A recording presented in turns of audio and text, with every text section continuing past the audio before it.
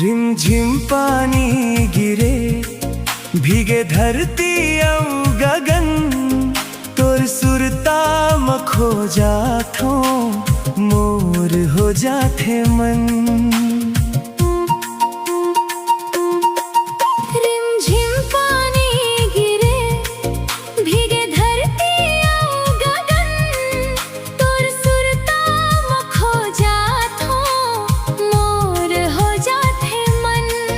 रिमझिम पानी गिरे, महके माटी के सुगंध, तोर संग चलब रे संगी, जिंदगी भर के संग। संगी रिमझिम पानी गिरे रे।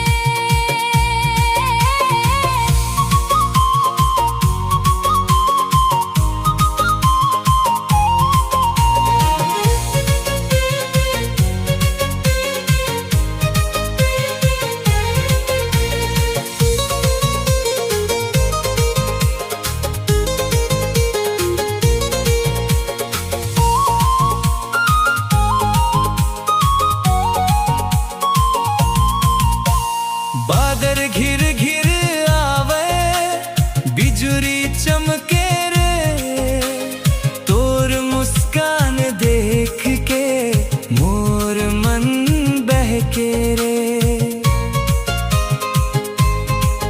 हाँ बादल घिर घिर आवे, बिजुरी चमके रे, तोर मुस्कान देख के मोर मन बहके रे।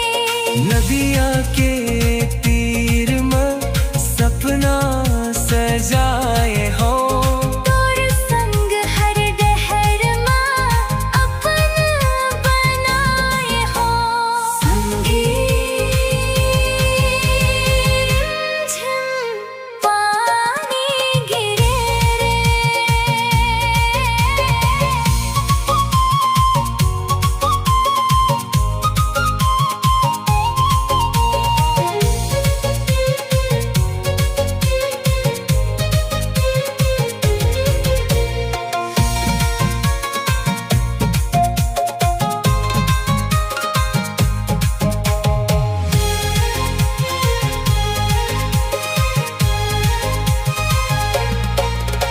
पपीहा गीत गावे, कोयल कुहके रे, तोर नाव ले लेके दिल मोर धड़के रे।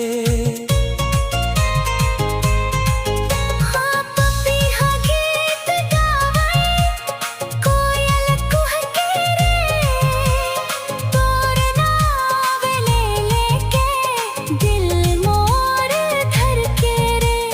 बरसत पानी में हाथे हाथ धर के, चल मोर संग संग संगी, सपन मन बुन के।